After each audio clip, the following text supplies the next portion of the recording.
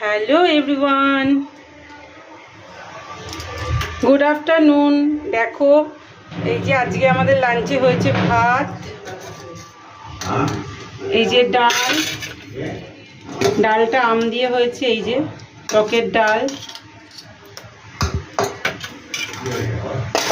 আর এখানে যেটা হয়েছে দেখো ডিমের ঝোল।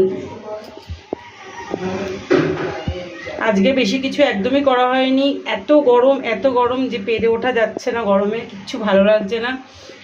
তো এই ডিমের ঝোলই করা হয়েছে।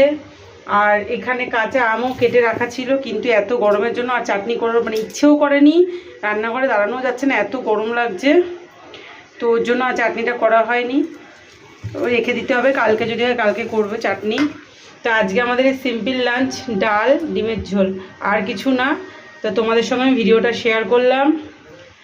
তোমাদের যদি ভালো লাগে লাইক কমেন্ট শেয়ার করো। আর তোমরা কে কি খেয়েছো অবশ্যই জানিও, আজকে এই গরমেও জানিও। আর তো যেটা বলি সব সময়, এখনও বলবো, সাথে থেকো, পাশে থেকো, অনেক অনেক অনেক সাপোর্ট করো, কারণ তোমরা পাশে থাকলেই আমি এগোতে পারবো। তো চলো, টাটা, ভালো থেকো।